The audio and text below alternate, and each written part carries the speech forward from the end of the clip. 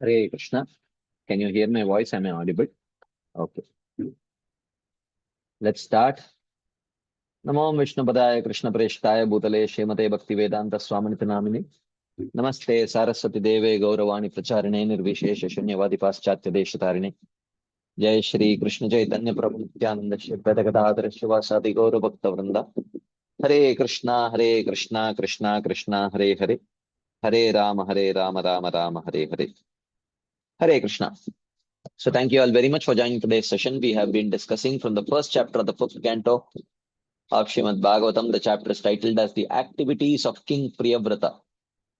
So the chapter starts with Parikshit Maharaj asking this two very important questions, that how is it that you said that Priyavrat Maharaj was an Atma Rama and perfected devotee? How is it that he became attached to household life? And the second thing is, you did tell that he was attached to his family members' household life and he was enjoying it. How can a person who is enjoying all these things eventually attain perfection by absorbing his mind in Krishna? So these two things I am not able to reconcile. These are the two roadblocks that I'm having in understanding understanding whatever you have mentioned about Priyavrat Maharaj. Can you please elaborate on this? So this is the question that we had. This is what we discussed. And in reply, Shukadeva Goswami says that, look, yes, what you say is correct. But those whose minds are absorbed in the sweet taste of Krishna Katha, they do not generally give up the sweet taste of the lotus feet of the Lord. They generally do not give up the auspicious path of Krishna Katha, even though there may be some obstacle. Sometimes you may see that there may be some obstacle, but mm, they attain perfection. Okay. So the principle of inconceivable character of perfected devotees. So this is where we were discussing yesterday. We had elaborate discussions from various viewpoints. Okay. How do you remain non-judgmental? And while it is important to remain non-judgmental, but it is all the more important to apply the right principle of non-judgmentalism to various categories of people. Okay, this is a very important principle that we discussed. We have discussed this many times, but I am bringing it back again and again, because applying the wrong principle of applying the wrong principles of non-judgmentalism can also create issues. Like we saw that for universal controllers, the principle is Teji Asamna Doshaya. Then for perfected devotees, for those at the stage of Bhava and Prema, the principle is Vaishnav. What is it? Taravakya Kriya Mudra Vigneha na Bujai. Vaishnavera Kriya Mudra Vigneha na Bujai. That principle that, we cannot understand the intentions and actions, intentions and words of perfected devotees because they are acting stimulated by prema, and we cannot understand what it means to act under the stimulus of prema. So therefore, we don't judge. And for the sadhakas, the principle is Drishtair Swabhava Janitair Vapushascha Doshair. In this material world, conditioning is common, and as long as they are practicing bhakti, they will eventually overcome their conditioning. So I don't have to get so much worked up. That is the principle.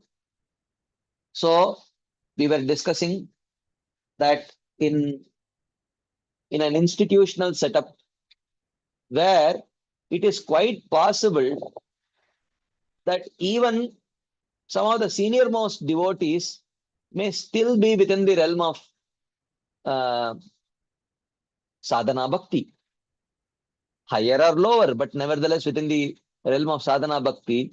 It is important that we apply the right principle of we don't apply principles of Vaishnavera Kriya Mudra Vijnana Bhujai, because this is very dangerous. because eventually we will start applying it to ourselves. Okay. We will honestly feel that yes, my subordinate cannot understand me. Okay. My subordinate cannot understand me. Or we may start thinking that teji asamna doshaya. How teji asamna doshaya? Hey, I applied the same principle to my temple commander. Now I am the temple commander, so teji asamna doshaya applies to me also. Okay. So this is not safe. Okay. And another very beautiful point Sridhama Saka Prabhu brought out yesterday, where he asked that, why do we even have to judge?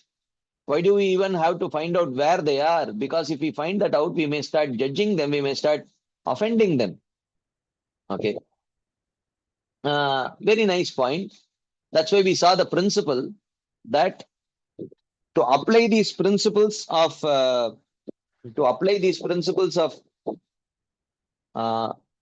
finding out who is Kanishtadikari, who is Madhyamadikari, who is Uttamadikari, it is on the platform of respect. Wanting to give proper respect should be the stimulus to apply these principles, to understand who is Kanishtadikari, who is Madhyamadikari, and who is Uttamadikari. So if the foundation of respect is there, then applying these principles will not necessarily lead to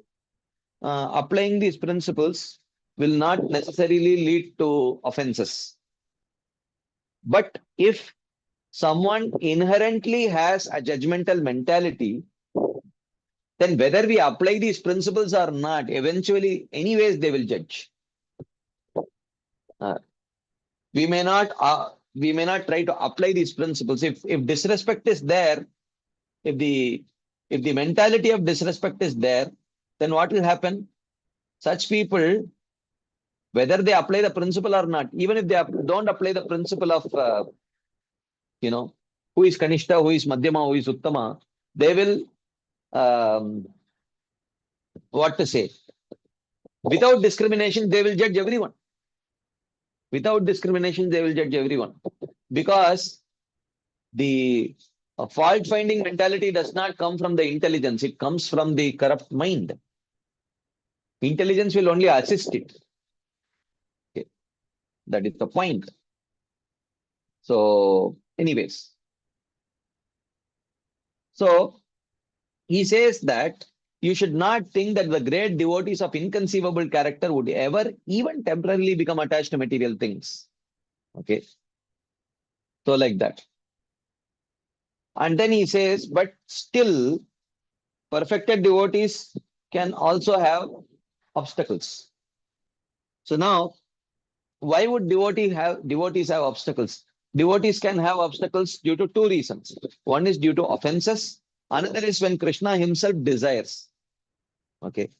So if there are obstacles due to the serious offenses, then one will have to, that offense can be pacified only after undergoing appropriate difficulties for a long time, or they may sometimes even be very quickly removed if there is by the mercy of great Vaishnavas or directly Krishna.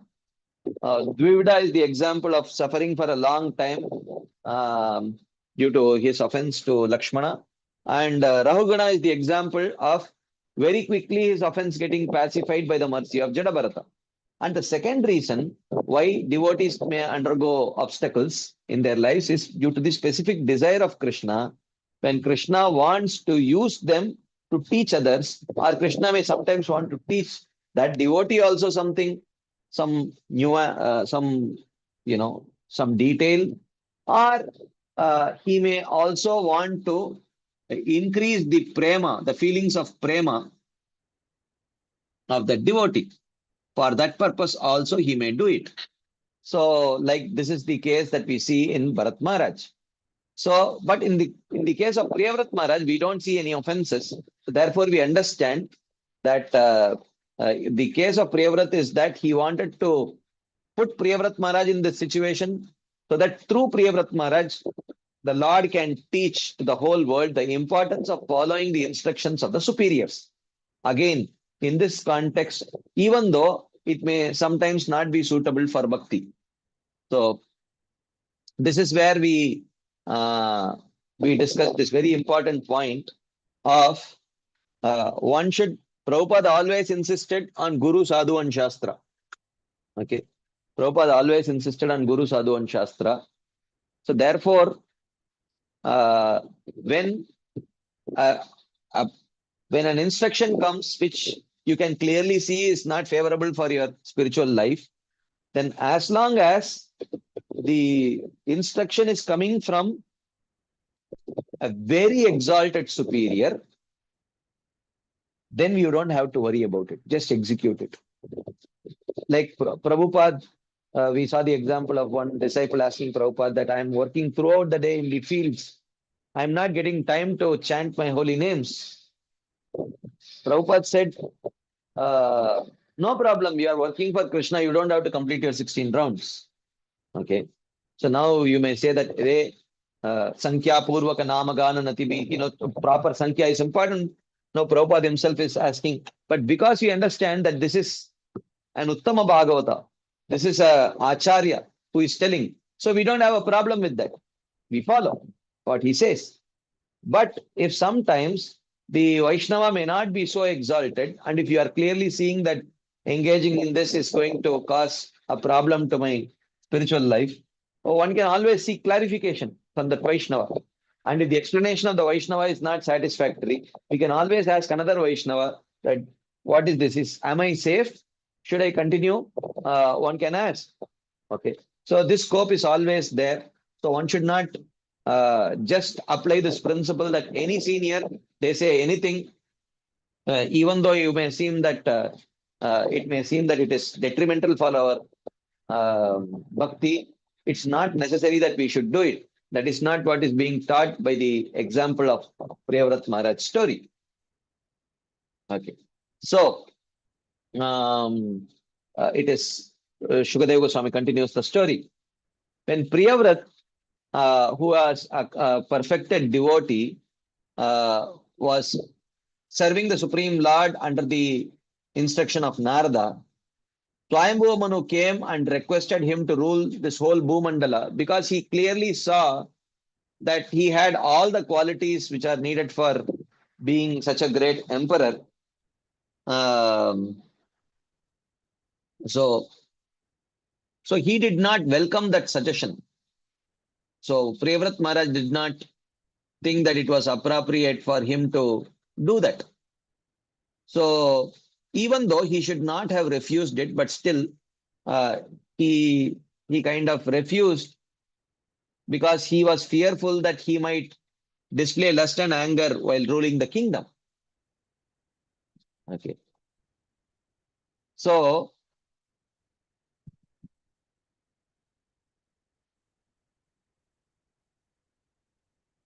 at that point of time, Brahmaji arrived there.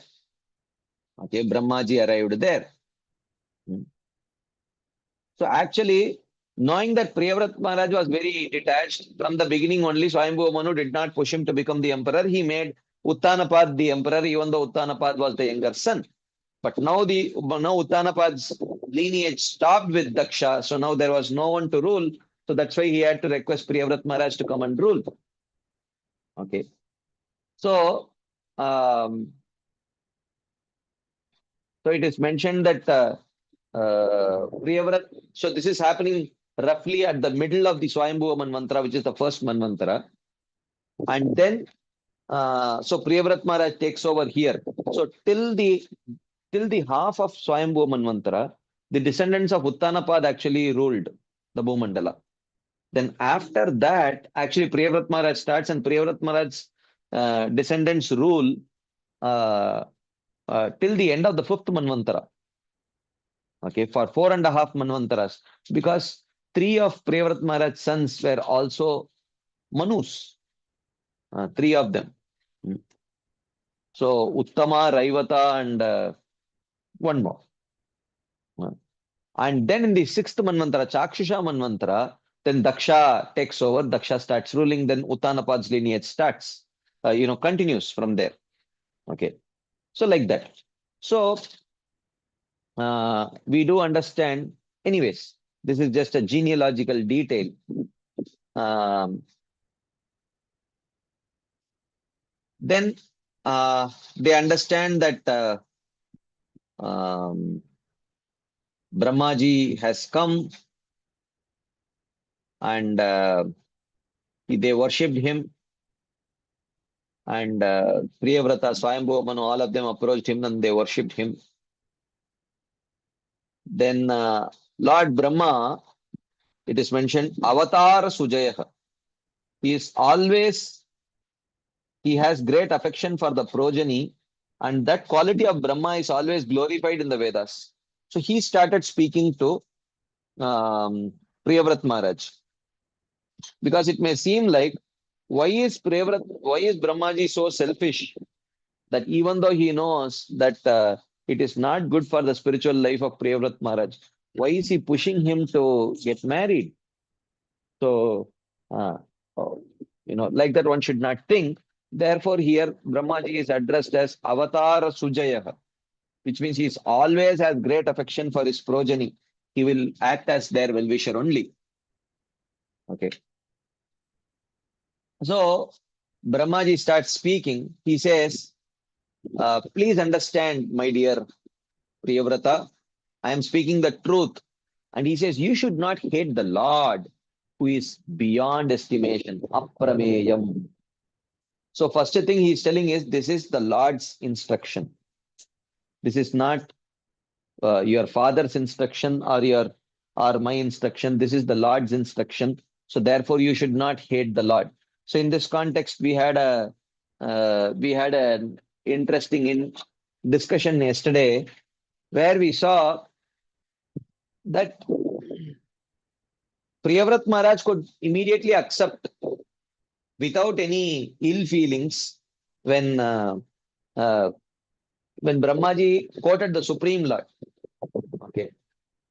But sometimes when we are leaders, when we see that the subordinate is not listening, oftentimes we may say, oh, this is Guru Maharaj's project. So just to create that guilt, okay, just to create that guilt. So in reality, the lack of enthusiasm of that person may not be due to his lack of surrender to Guru Maharaj, but it may just be that he is not sufficiently inspired by the intermediate authority. And in such cases, the authority may say, hey, this is Guru Maharaj's project. Okay. So, and create that guilt. So oftentimes this backfires, because over a period of time, when he carries that guilt more and more and more and more, when he is struggling because the intermediate authority is not inspiring him, but he is being made to do in the name of Guru Maharaj, then over a period of time, the subordinate develops some negative feelings towards Guru Maharaj only. Okay. So that kind of backfiring happens. So we saw the example of a bad teacher teaching the student mathematics, and when the student is not able to solve, he says that, you can't study mathematics, you are a dull fellow. Okay. And then eventually the student starts hating mathematics only. And suddenly, or somewhere down the line, a very good teacher comes who is capable of generating love for the subject in the heart of the student. And suddenly you see that the student is flourishing, and it seems like he is meant for mathematics. So therefore, if we are those intermediate authorities, please do not use these kind of please do not create these kind of guilt in the subordinates to get, in the name of Guru Maharaj, to get the projects done. This will backfire in future. This will backfire in future. This will not work. This is not a sustainable way of doing. And you will eventually become the cause of generating negative feelings for Guru Maharaj in the heart of the subordinates. And we will be the cause. And if you are subordinates, we have to understand, even though the intermediate authority may not be very inspiring, but we understand that we have to constantly keep telling, I am doing it for Srila Prabhupada, I am doing it for the pleasure of Krishna, I am doing it for the pleasure of my Guru Maharaj. So even though the intermediate authority may not be very inspiring, it is not on him. I will use the same example of the teacher. Okay. I will use the same example of teacher and flip the whole thing. Okay. I have given this example before. I had a cousin sister. We both were in the same class. I have shared this example before. So we were in the 12th grade and we had just about 1.5, 2 months for the board exam. And she happened to come to my house and we were just sharing notes. I was by then I had become quite studious. And she was like not so studious. And I asked her, okay, how is your preparation? And then she said, okay, these 2, 3 chapters I have not done in physics like that. And I said, why? He said, well, my teacher kind of vanished. He did not teach and he had some commitments. So he left. So I did not study. I said, you idiot. Okay. So your board exam evaluator, is he going to give you grace marks because your teacher did not teach you these 3 chapters? If he did not teach, it is your responsibility. Go here and there, approach people, approach other teachers, approach your fellow students, somehow get it done. And you are sitting here telling, oh, my teacher did not teach. I mean, this is ridiculous. This is your 12th grade, your board exam. How can you be so careless? So similarly, the subordinates thing is like that. The subordinates mentality, because yesterday we spoke about the intermediate authorities mentality. Now you flip the same thing. And what should be the subordinates mentality? Am I going to allow a not so inspiring intermediate authority to ruin my surrender to my Guru and Krishna? Just because they are not inspiring, am I going to not engage in my service to my Guru? Okay. Yes, this is no doubt service which my Guru wants to get done. Even though it is coming through this intermediate authority who is not inspiring me, who is not stimulating the spark of voluntary service in my heart, but am I going to allow this to lose a valuable opportunity to render some tangible service to my Guru Maharaj? That is how the subordinate should think. Rather than putting, okay, my teacher did not teach, so I will not study. That kind of a mentality. Okay. So yesterday also we were discussing in the course Unspoken Obstacles on the Path to Bhakti, where it is mentioned, Maharaj says that don't keep putting the blame on the institution, on the institutional leaders. Yes, they are also humans. They are also learning. The institution is also evolving. Mistakes can happen. So now, are you going to say that, oh, the institution ruined me, so I will not perform devotional service? This is like my cousin sister telling, oh, my teacher did not teach, so I will not study. This kind of mentality. Okay. So don't get into the blame game. If you get into the blame game, valuable time is lost. Valuable time is lost and valuable mental space is lost, which could be utilized for thinking about positive ways of serving Krishna, serving the Guru. Okay. Take responsibility. This is the context in which oftentimes, some very wise devotees say that all said and done, everyone should fly their own plane. Everyone should fly their own plane means it is your responsibility to take the right help from the right people. Not that you will not get any help. Not that you will not get any help, but what it means is that it is your responsibility, the individual's responsibility to take the right help from the right people. So if you have got a tuition teacher who does not teach you 3 or 4 chapters in physics, it is your responsibility to approach another teacher and learn it. Don't think that I have boarded the flight has to reach me to the destination.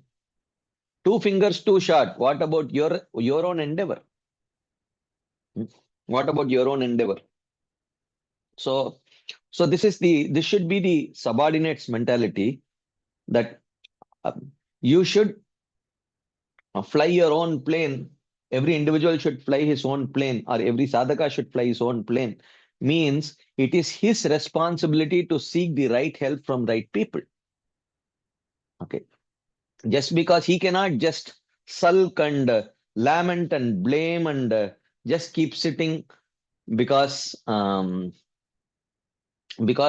assigned intermediate authority is exploiting him, or the assigned intermediate authority is forcing him, his assigned intermediate authorities making him go on a guilt trip, his assigned intermediate authority is forcing him to do things which is not favorable for his Krishna consciousness. We can't keep blaming like that. Okay.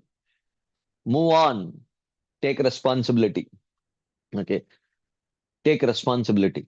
I think this is very important, that this education is very important, that devotees are inspired to take responsibility for their own spiritual lives. Okay. So they have to seek help from the right persons. That is very important. So he says, I am not deceiving you. This is the desire of the Supreme Lord. So you should not hate the Lord. He's telling the Lord is aprameyam. Aprameyam means what? Actually, he cannot be estimated. You think that, oh, if you engage me in family life, then I will lose valuable time, and my attaining perfection may get delayed. That's what you think. And this is where he says to Brahmaji tells to Priyavrat Maharaj the principle of 2 fingers too short. Okay. So 2 fingers too short. Don't think that everything depends on your endeavor. What about mercy? If you have sincere desire, Krishna's mercy will come. Aprameyam.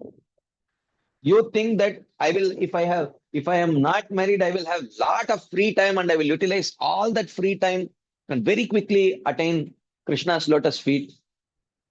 But Krishna may put you in such a situation where you don't have much free time to engage in as much free time to engage in the direct devotional activities, but still Krishna, seeing your deep desire and yearning to engage in those activities, may much more quickly deliver you. The Lord is aprameyam. Don't think that mercy comes in very stereotyped packages. Don't depend completely upon your own,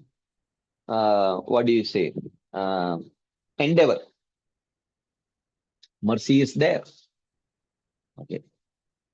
One cannot avoid the order of the Lord by one's power of austerity, knowledge, or yoga, by independent intelligence, by wealth, by dharma, or by relying on others' strength or one's own. One cannot avoid the order of the Lord. So when the Lord's order is there, you cannot say that I will use my intelligence, I will use my strength, I will use my wealth, etc., to avoid the order of the Lord. That you should not be doing that. Okay. So, but Priyavrat Maharaj may say, look, Brahmaji, you are a Mahabhagavat and you are asking me to get married. Narada Muni is also another Mahabhagavat, your own son, and he is asking me to stay, a celibate. Uh, so what should I do? Now here Brahmaji says, is Narada Muni preaching you brahmacharya or is he preaching you Krishna consciousness? Okay. Is he preaching you brahmacharya or is he preaching you Krishna consciousness? Is this international society for Krishna consciousness or is this international society for brahmachari consciousness? Okay. He says, by thinking in this way, you desire to conquer me, the Lord, by your intelligence. Considering both of these orders of the Lord, while ruling the kingdom, at the same time, you can practice renunciation by being unattached to those duties. That's the point. Okay. So basically, he says that you think householder life is an obstacle, but I say that attachment in household life is an obstacle, but if you do them with detachment, there is no obstacle. Do not try to rule by making someone a substitute representative or by giving him sufficient wealth. You should do it yourself. Okay. O Priyavrat, all jivas always attain bodies as directed by the Lord to perform actions for repeated birth and death and for lamentation, illusion, fear, happiness, and distress. Okay. And don't lament about this. That's what he's communicating. Because all the embodied souls are dependent on the Lord. They tolerate all auspicious and inauspicious conditions by their own desire and others' desires. Okay. So this is where we ended our discussion yesterday. So let us continue today's discussion. So this is Brahmaji speaking to Priyavrat Maharaj, and it continues here. Okay. So Brahmaji continues. He says, Yadvachitantyam gunakarmadamabihi sudustarairvatsavayam suyojitaha sarve vahamo balimishwaraya prota nasivadvipade chatushpadaha. O child, vayam sarve vahamo balimishwaraya. All of us must obey the orders of the Lord. Again, this question came up yesterday. If you say that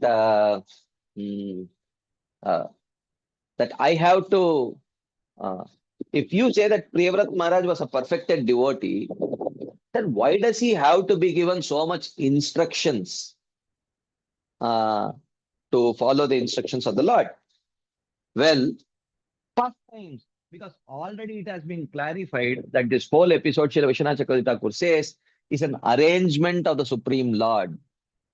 It is an arrangement of the Supreme Lord to teach people the importance of following the instructions of the authorities, instructions of the superiors.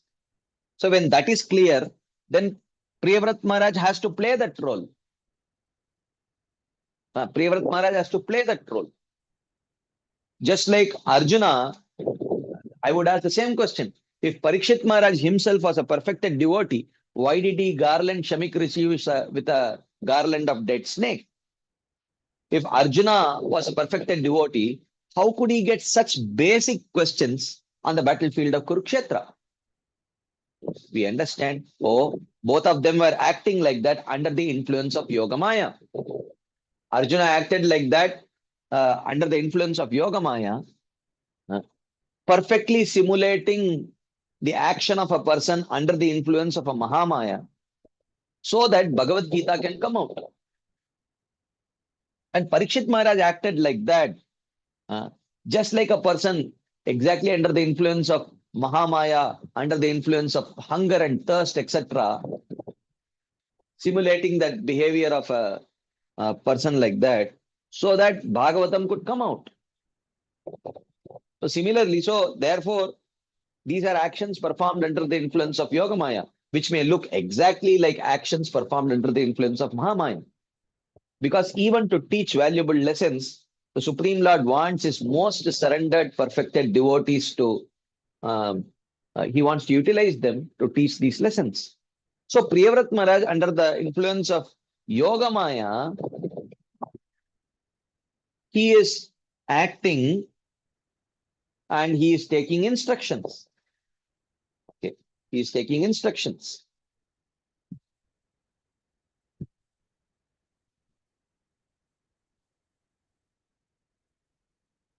Okay.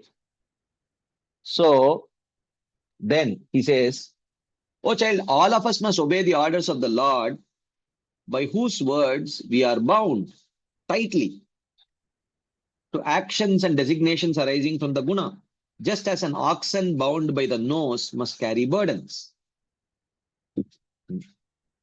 So,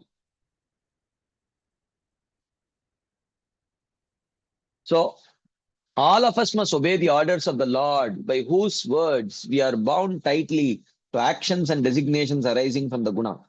So basically, so here we are talking about importance of following the words of the um, superiors.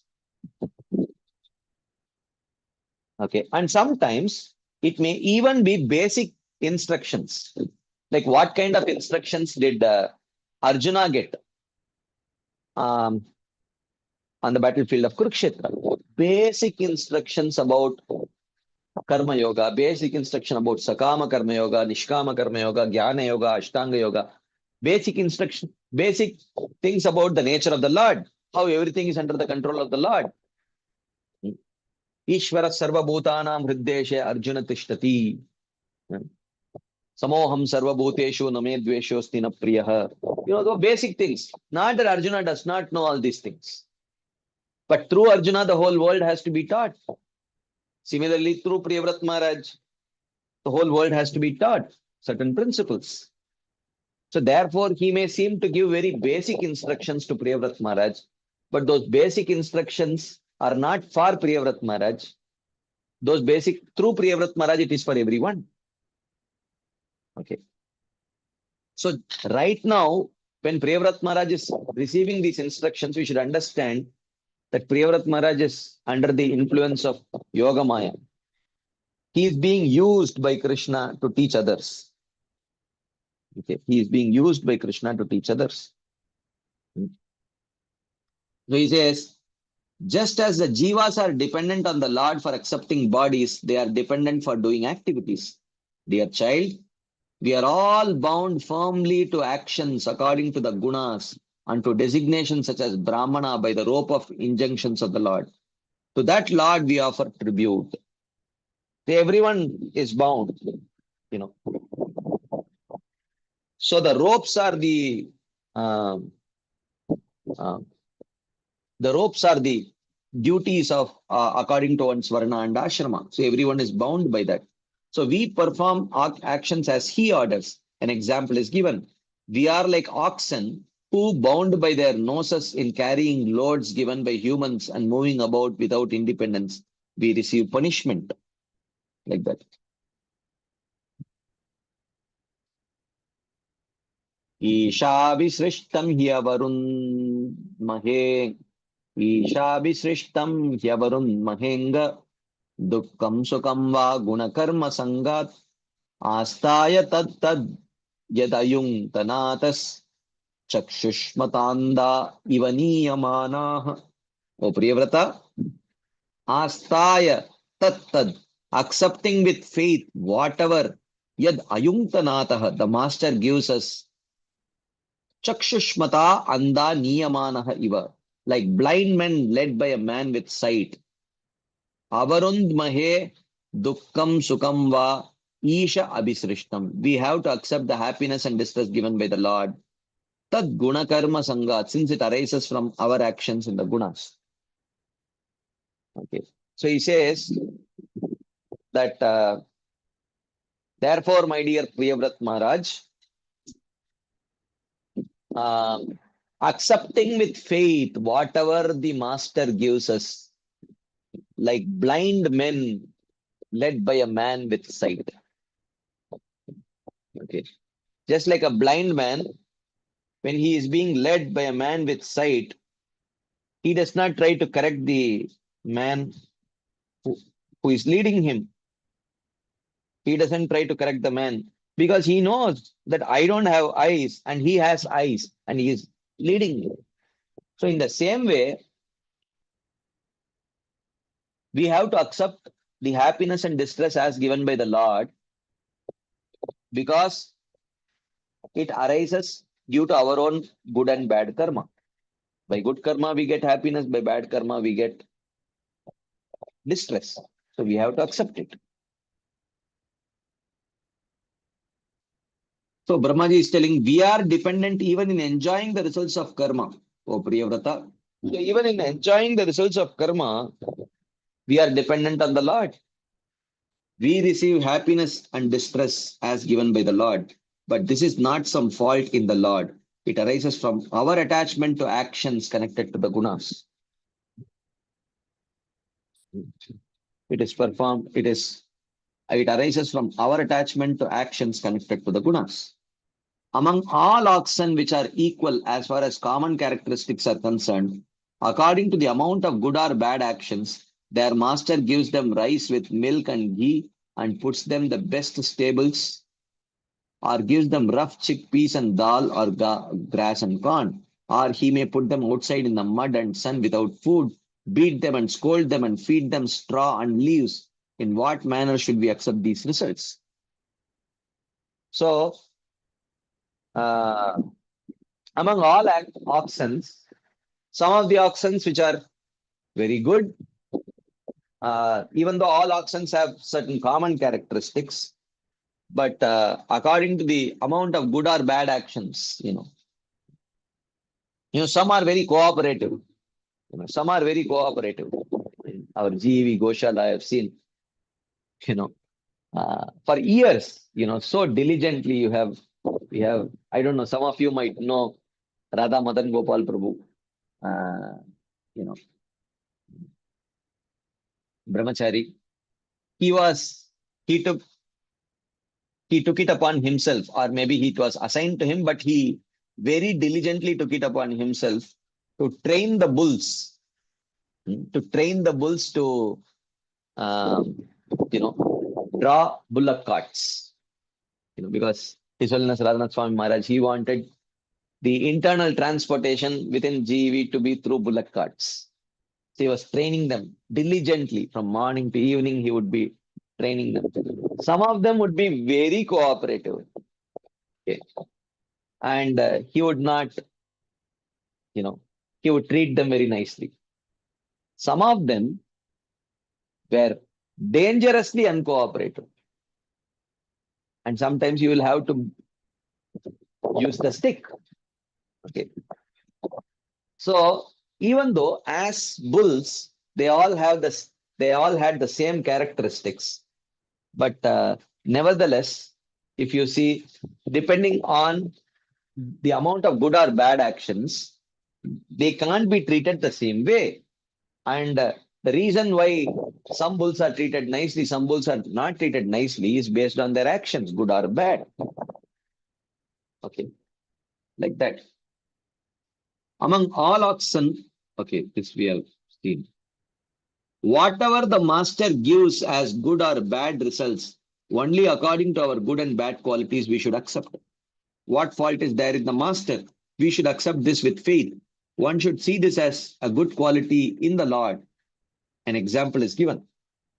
Okay, we should see that, this is the principle. Tattedukampam susamikshamano bunjane evatma kratam vipakam. Kridvag vapurbir vidadan namaste jivetayo muktipade sadayapa.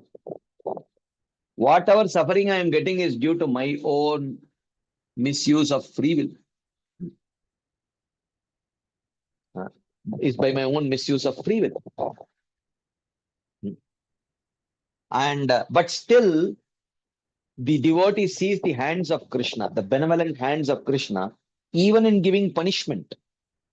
That's why Kridvag Vapurbir Vidadan Namaste. With his heart, with his words, and with his body, he again and again thanks Krishna, offering him obeisances. Will the blind man scold the man with vision who, while leading him on the path, takes him on the path full of burning sun instead of on the shady path because he sees thorns on the shady path.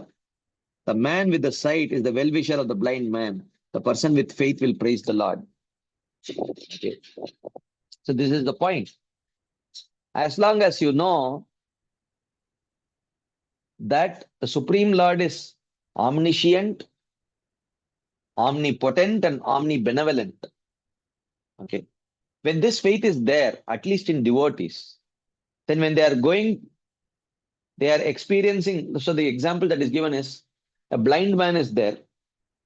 Okay.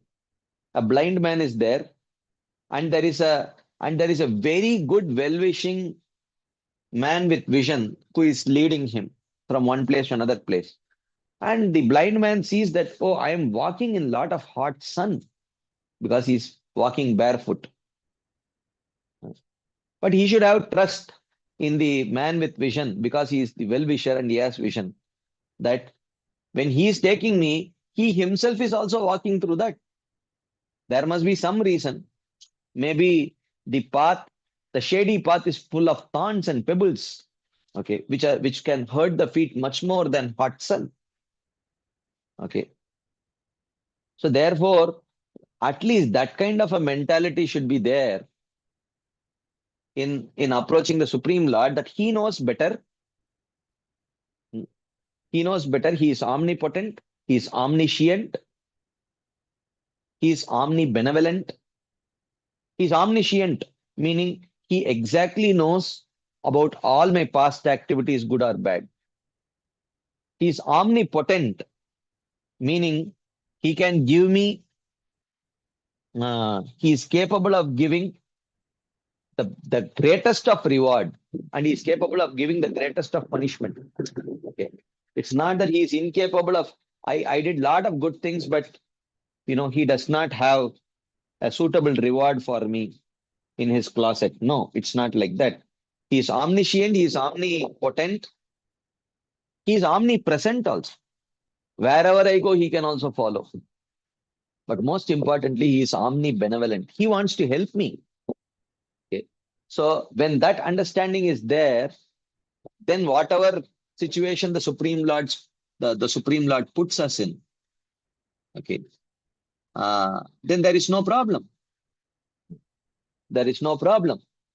So therefore, don't uh, question the Lord. Okay. Because what he is putting us into, it's very difficult to understand. Okay. I shared this story before. Okay. I heard this story from His Holiness Rompath Swami Maharaj many years back. So there was a Chinese farmer. And in China, in those days at least, just like we use bulls to plow the field, they used to use horses to plow the field. So once there was a farmer who had a really good cooperative horse, very efficient cooperative horse. So every year during the harvest season, uh, he used to really get a good harvest because the horse was very, very cooperative and efficient. So all the villagers, they came and they told the farmer that you are very fortunate, man. You have such a wonderful horse. You see our horses, they are not at all so cooperative. So the farmer said, fortunate or unfortunate, who knows? Okay. And when the villagers heard this, they thought, what is this? Why is he speaking like this? Is this not fortunate? But then after some time, uh, the next year, right before when it is time for plowing, his horse ran away into the forest. So he could not plow his field and he had a complete loss. Okay. So all the villagers came and they said, oh, how unfortunate. And the farmer said, fortunate or unfortunate, who knows? And again they got bewildered. And then after some time, this one horse which ran into the forest, it brought with itself another horse. So one horse now had two horses. Okay. So all the villagers came again and they said, "Oh, how unfortunate. Till now you had one horse. Now you have one plus one, two." The farmer said, "Fortunate or unfortunate, who knows?" Again, they got bewildered. Then the son of this farmer, the one horse, which the new horse was actually not properly tamed. It was not a properly tamed horse. So the son had to tame the horse. So in trying to tame the new horse, the horse was very rebellious. It threw that son from the back, from its own back, and the son fell down and actually broke his leg. Permanent damage. All the villagers came and they said, "My God, so unfortunate. So unfortunate." And the farmer said, "Well, fortunate or unfortunate, who knows?" Okay. And then they are very bewildered. This man must be crazy. When it is clearly unfortunate, why can't he see that this is unfortunate? His own son has lost his legs, huh, permanently disabled. Then China wages a war against one of the neighboring countries. Okay. I don't know if it was India or not. So the Chinese government came to recruit soldiers. They were running short of soldiers. They came to recruit soldiers. So they came to this particular village and they recruited all the young men except for this farmer's son. Uh, except for this farmer's son, because he did not have a leg. And in that particular war,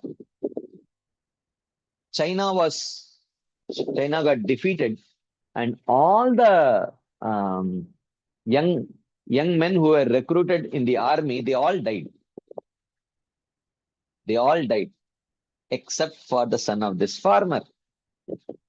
So all the villagers now came to this farmer and they said, "Yes, now we understand. Huh? Fortunate or unfortunate, we actually cannot tell. So there is one person who knows better. And if you can trust that he is omnibenevolent, then our life is safe. Then our life is safe." That is the most important thing. So, will the blind man scold the man with the vision who, while leading him on the path, takes him on the path full of burning sun instead of on the shady path because he sees thorns on the shady path? The man with sight is the well-wisher of the blind man. The person with faith will praise the Lord. That is the meaning of tatteno kampam susamikshamano bunjana eva atmakritam vipakam kridvag vapurbir vidadan namaste jivetayo mukti pade sadaya bhak. Like that. So, then Brahmaji continues. Mukto pitavad bibriyat swadeham arabdamashnan abhimana shunyah yatanubhutam priya pratiyata nidrah kim tvanya dehaya gunanna vrinte. So he says that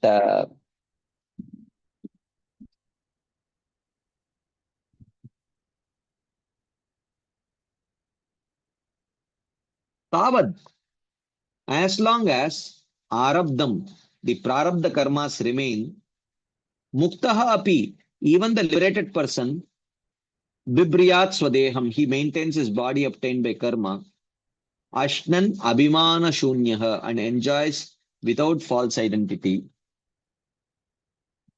So this is the principle that he says. This is for those who have not accepted the path of pure devotional service.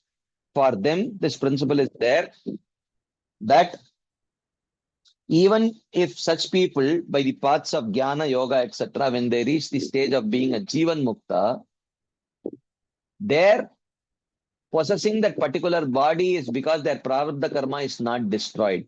So they maintain that body, and they get all the pleasure and pain that the body is supposed to get, but without identifying with the body. Okay, without identifying with the body. Okay, just as a person, yata pratiyata nidraha, just as a person who awakes from a dream, anubhutam, he remembers what he experienced in the dream without false identity. Okay. Kim tu na vrinte, but he does not accept anya dehaya gunan, the gunas, actions and desires for attaining another body. So even though a person wakes up from his dream, he remembers the dream, but he does not try to act according to his dream identification. He says, oh, this was just a dream. Like that, he gives it up.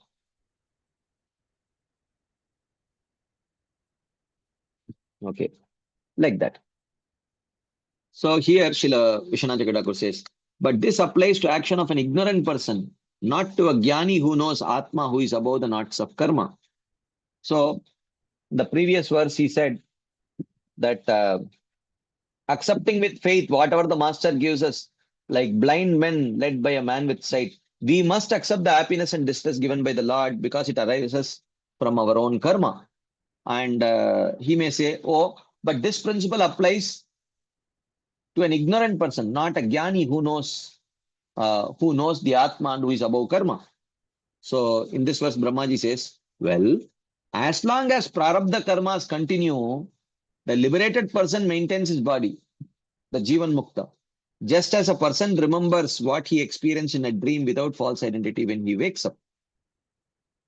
But because of desires for enjoyment, he must take another birth. Someone may say, well, but he does not accept the gunas, actions, or desires for attaining another body.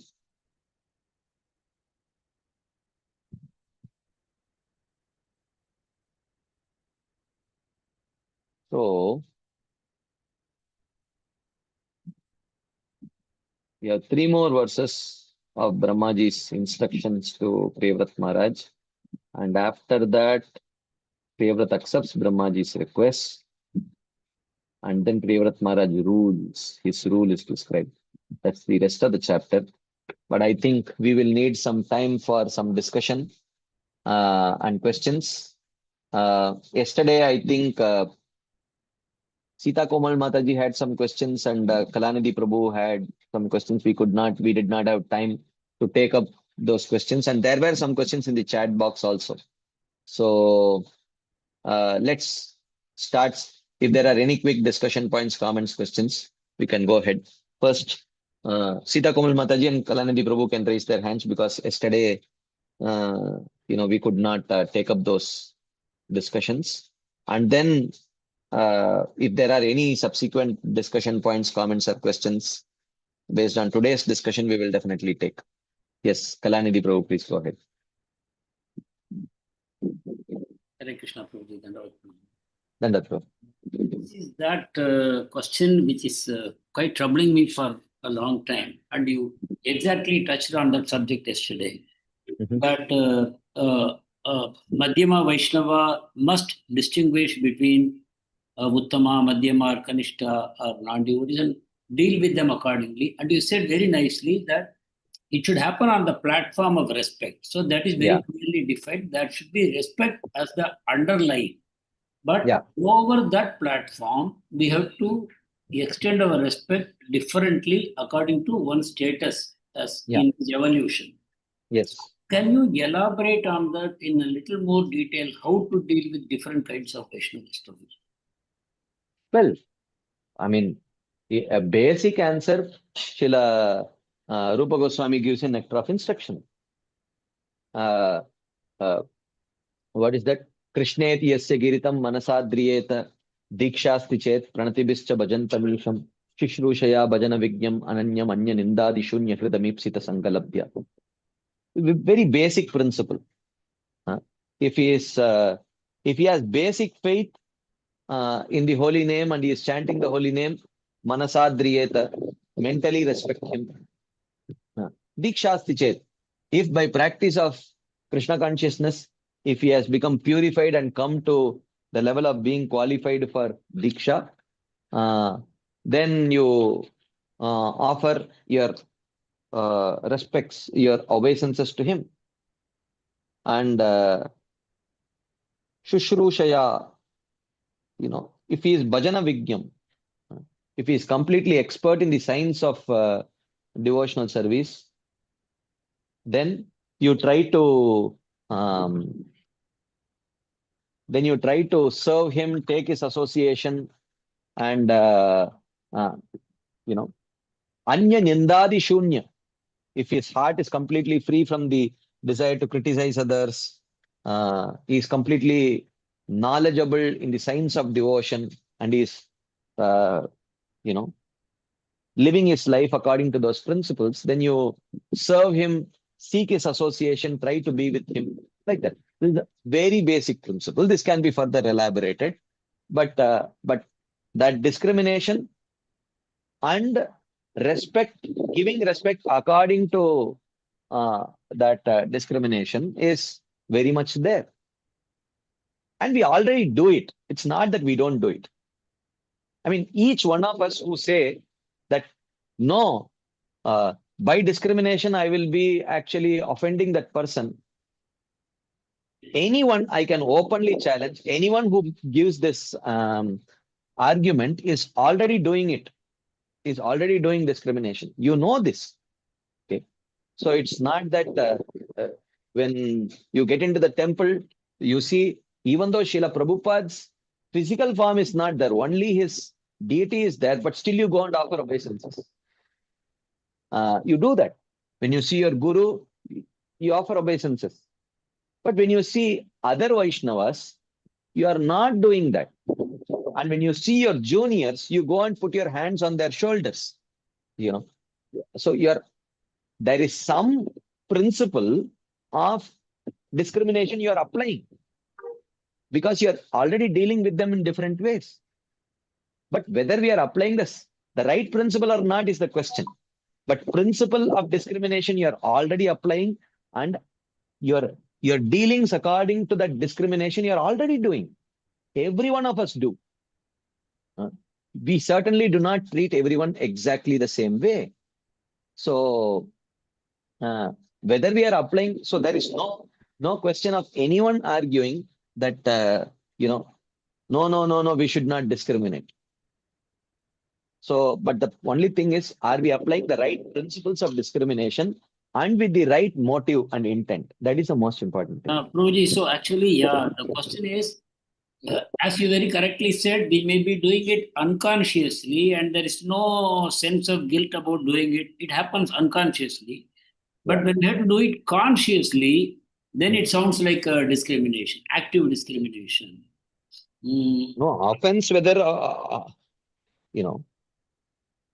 if we apply the right principles consciously, then we will avoid offenses, because we want to do it to give the right respect. As long as that is very clear, I want to respect properly. I want to respect properly. So for that, I wish to know. So I don't think there is anything wrong with that. But oftentimes people quote this Kanishtadhikari, Madhyamadhikari, Uttamadhikari when they want to defend their own offending the other person by pulling them down, by telling, look, he is a Kanishtadhikari, he is not even a proper devotee. So there is no problem offending him or speaking harsh about him. So that's the problem. So if the desire to know the gradations comes from the desire to properly respect, then I think that's very important, actually. So, Prabhuji, when we say we have to offer mental obeisances to a particular category of Vaishnavas, does it prohibit us from offering physical obeisances? Okay. Let me counter ask that question to you. Okay. If you are not necessarily, if I will ask you a question, let's say some of the devotees they are not devotees, they've just taken up to devotional service. When you look at them, would you actually go and offer obeisances? But when we are teaching them, when we say Correct. when we No, there offer, is nothing wrong. Okay, forget yes. about obeisances. That's just a detail. The principle That's is, what I want to understand. What okay, exactly does it signify? okay. It signifies, that whole verse signifies that there should be a gradation in respect. Okay. You cannot treat the new devotee exactly the same way you treat His Holiness Radhanath Swami Maharaj or His Holiness Jayapatak Swami Maharaj or Srila Prabhupada, because that would be an insult to them,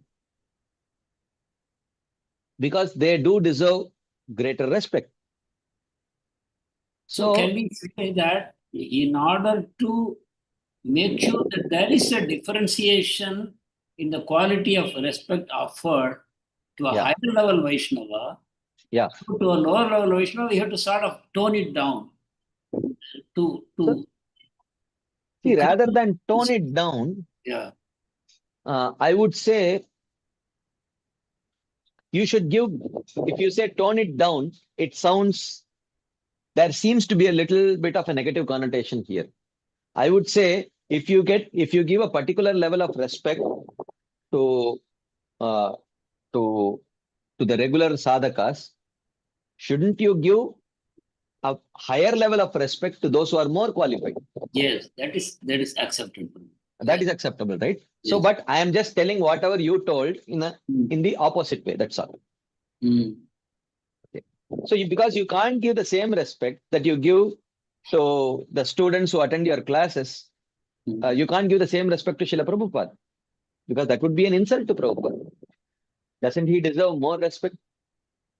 So the issue seems to be that am I really capable of giving the kind of respect that certain Vaishnavas deserve? Because my own level of evolution and appreciation does not infuse that kind of spirit in me to give respect. So, sort of, I am in the middling category. So, I cannot really make too much of a distinction between highly advanced Vaishnavas to whom I should actually show a very high level of respect. It has to Mhm. come from my heart. Yeah. The point is, we have discussed this many times. Certain things may not come from our heart, but if we wait for it to come from our heart and not keep executing it, then we are the losers. You know, you went to you worked in a very high position in State Bank of India. Has it ever happened that someday you felt, I don't feel like going to the office?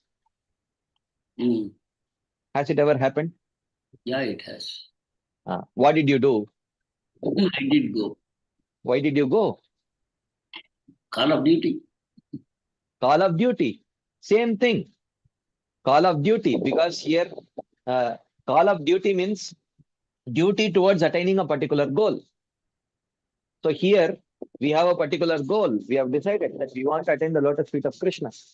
Yes. So I may not feel like doing something, but we have to do, because that's what will please Krishna. Yes. I don't want to give proper respect. Uh, I don't want to give proper respect to a particular Vaishnava, but still I will uh, I will give it, because that's the right thing to do, and that's what is favorable for my devotional service.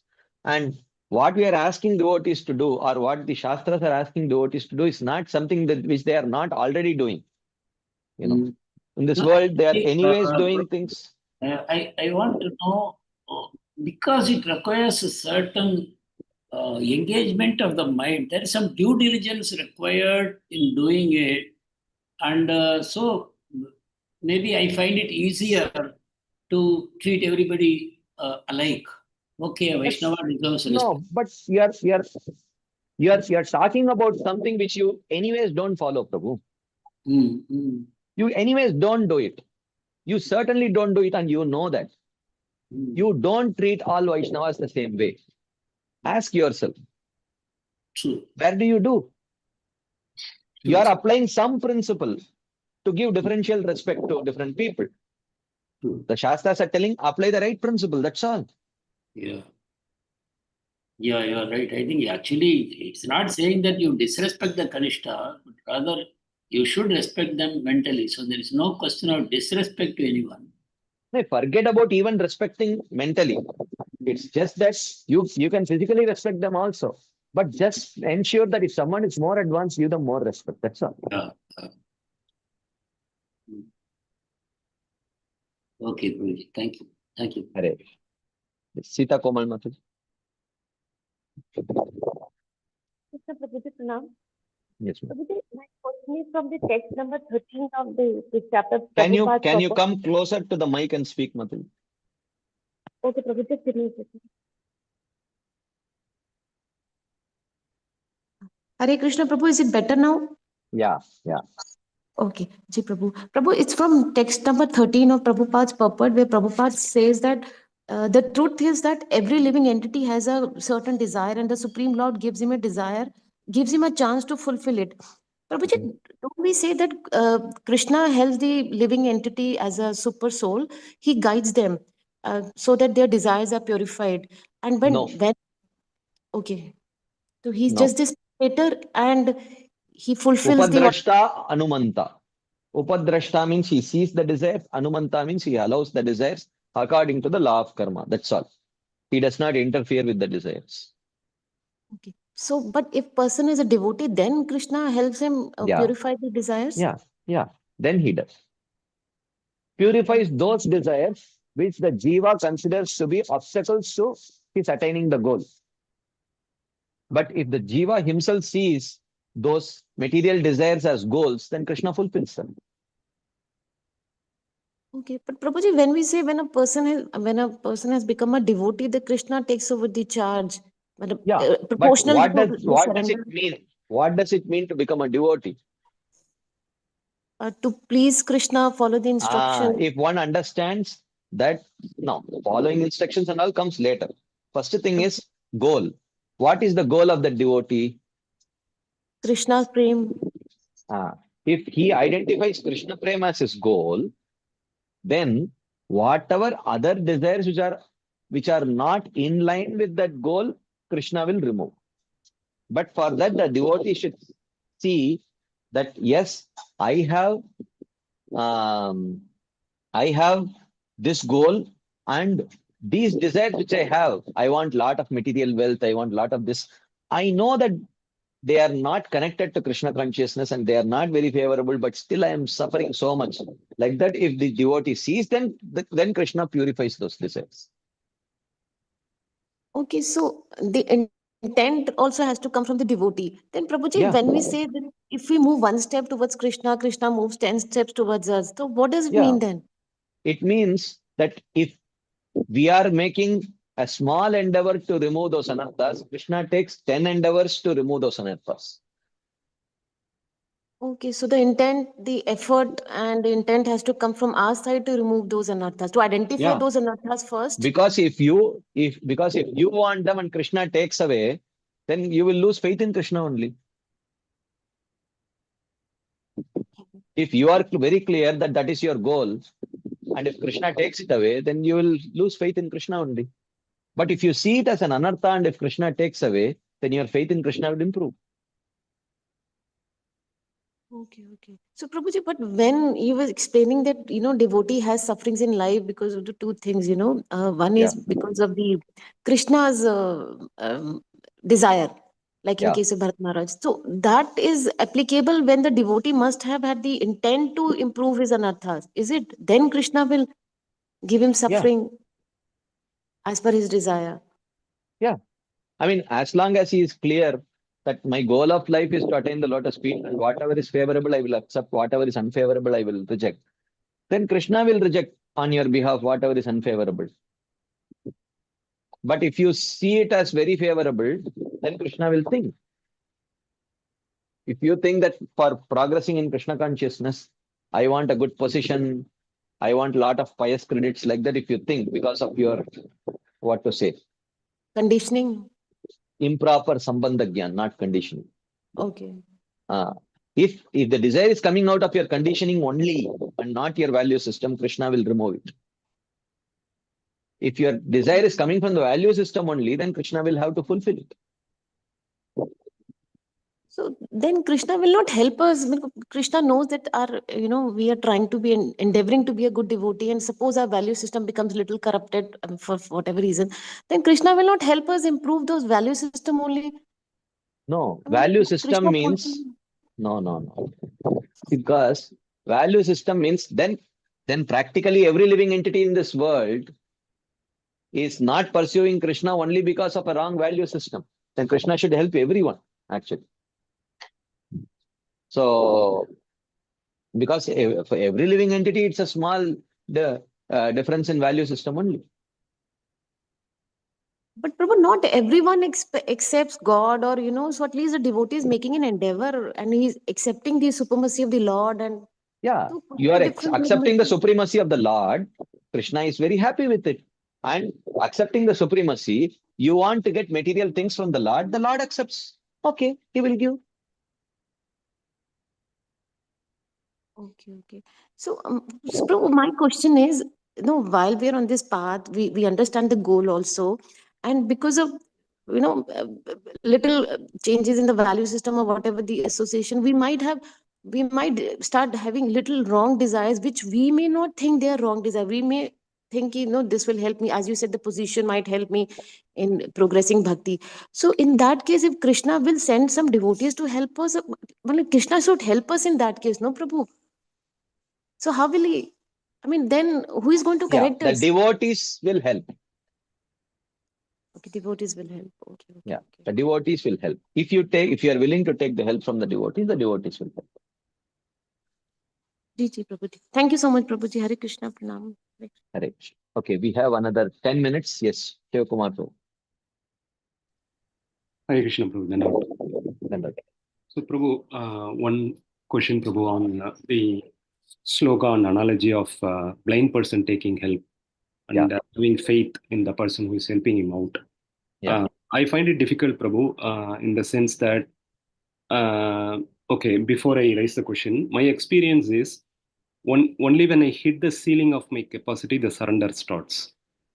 Till then, I am trying to rely on trust only in my capacity, although knowing that that capacity also is coming from Krishna. So, in this analogy, Prabhu, the blind person has nothing on his part. So, he has no room for, he does not have any choice of not having trust on the one who is helping him out. Whereas, in case of sadhakas, in my experience, I see that Krishna has given some skills or whatever it is, knowledge or intelligence. And so it seems, although knowing it is coming from Krishna, I am still relying on it, and maybe abusing it also to kind of try to understand Krishna's plan, or doubt Krishna's this thing and things like that, Prabhu. So the surrender seems to start only when I hit the ceiling of my capacity. So how do we kind of balance this, Prabhu? That No, it's okay. Let it hit the ceiling of your capacity and then you surrender. Okay. So, unless at some point you feel that Krishna is much more trustworthy than what I have, what I thought. So let me trust him even more. Till you come to that stage, then you trust more. Okay. So, Prabhu, if I wait till like this to this discussion, if I wait till to hit the capacity, does it mean that deficit of lack of trust? I am trying to balance here, Prabhu. Where do I draw the line where I don't become lazy, at the same time I don't doubt on Krishna's intention? It seems Well, that don't discrimination is very gray, Prabhu. Don't think too much. Okay. Just if you, to the extent you feel like trusting Krishna, to that extent you trust Krishna. Okay. And if you come in some other association where in that association, through that association, you feel more inspired to trust Krishna more, then you trust Krishna more. Okay. So don't overanalyze and spend so much time analyzing it. Whatever faith you have in Krishna, invest it in Krishna. And if by your life experiences or through association, if that faith improves, then invest that improved faith in Krishna. That's all. Okay, Prabhu. So just one more one more question, Prabhu. This I had quite some time on this topic of a devotee who is giving a service and trying to kind of inject the sense of guilt to use it as a mechanism to kind of convince the devotee to get in to do the service. I don't know if it's a right comparison, Prabhu, but I'm trying to compare it to the other other scenario that we have discussed a lot of times, where Prabhupada said, "You bow down first, and then you will feel love for the spiritual master, although you are not inspired yet." So is this contradicting, Prabhu, that in one case we are saying first you do it and then you will get the inspiration, whereas in the other case we are saying somebody is trying to infuse the guilt before I have the inspiration to do something?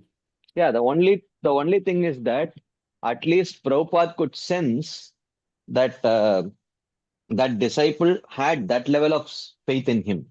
Okay. He could see that. He could see that he had that level of faith, and that's why he spoke like that to him. Okay.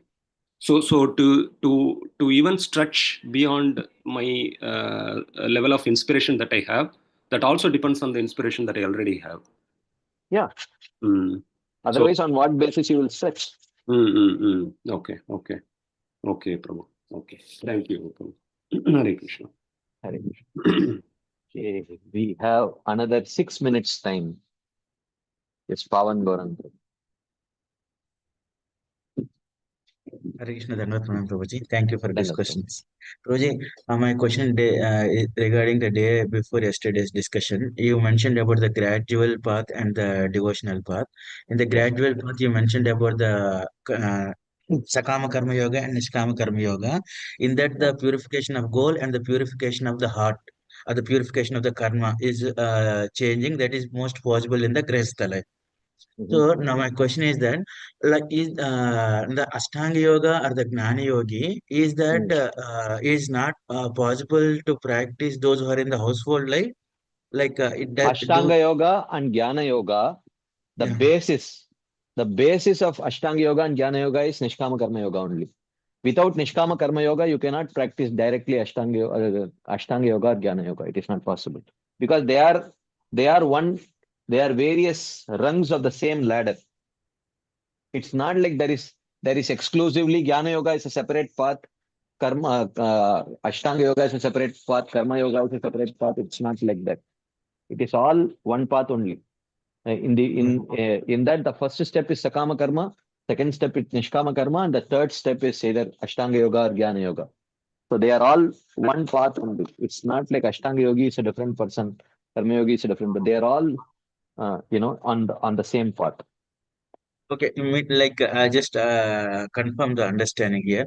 So the one who is having the attachment, one who is having the material attachment, if he is the Grihastha life, he will purify that one. The same person will eligible now for the Gnana Yoga or Ashtanga Yoga. He may be a Grihastha or any of the things, but the matter is that here the concept is that he purified from those things. Is that one, Prabhu? Yeah, and after purification through the Grihastha ashram, where he practices Sakama Karma and Nishkama Karma Yoga, then he qualifies for Jnana Yoga and Ashtanga Yoga. And within that, in the higher stages of Ashtanga Yoga, he cannot practice as a Grihastha. But in the earlier stages of Ashtanga Yoga, then he can be a Grihastha. And in Jnana Yoga, the principle is you can practice as a Grihastha also, or you can take up to Vanaprastha or Sannyas and also practice. That is also possible. Thank you, Prabhu. Correct. Okay, there are some questions in the chat box. Let's try to quickly take those questions. Do we have time? Yeah, we have about few minutes time still there. In the first half of the slides, it was mentioned that the order of the superior should be taken even if it is unfavorable for bhakti, and you explained by Srila Prabhupada's example of 16 rounds. But later in text 6, Priyavrat Maharaj himself rejected the proposal to become the king. So how do we understand when it is okay to reject the order or when it is not okay? Well, the story is still evolving. The story has not evolved yet. Eventually, Priyavrat Maharaj will accept the instruction of the superior to take up to household life. So this is not whatever is narrated here is not the complete story. The story has just started. So yeah, and when to accept, when to reject. If there is a doubt, then ask another well-intentioned superior to see what to follow. That is the best thing to do. For all activities and actions, consciousness and intention is most important. Yeah. Do the perfected devotees also undergo prarabdha karma even after attaining perfection? What to speak of perfected devotees? Even beginning devotees, their body is not due to prarabdha karma. So we are talking about prarabdha karma only about those who have not accepted the path of pure devotional service, those who are on the path of jnana or ashtanga yoga, and from that practice, if they have reached jivan mukta, for them, their current body is a sign of their prarabdha karma, but not for even beginner devotees. Okay, Guru will help to guide and correct us by twisting our ears if required. Yeah, yeah. If we allow him to do that, he will do that. Okay, I think before also there was one question. If subordinate will try to directly serve higher authority when the intermediate authority is not inspiring, then will it not be stepping on the intermediate authority, especially when they don't allow or don't have the same goal? Well, I am not suggesting that one should step over the intermediate authority and directly start serving the uh, higher authority. One can try to follow the intermediate authority, thinking that that I am serving the higher authority through him. With that intention, one can do. Okay. How do we know our lack of inspiration from authority is coming from our false ego or actually something wrong with authority? Yeah, this is also a very good question. But for this, it is possible only if we are willing to take guidance, at least from someone in whom we have some trust and who is spiritually mature. Okay, one last question. We still have about half a minute left. In the case of Maharaj Priyavrat, he received two seemingly contradictory instructions. Narada Muni was not in favor of Priyavrat taking up rulership and wanted him to continue his Krishna conscious activities. Lord Brahma and Swayambhu Manu, on the other hand, instructed him to rule the kingdom and take up household duties. Although Priyavrata ultimately managed to follow both by performing his duties while staying internally detached, in real life we may sometimes receive conflicting instructions from two respected authorities, where it is not possible to follow both at once. In such situations, what should be our proper approach?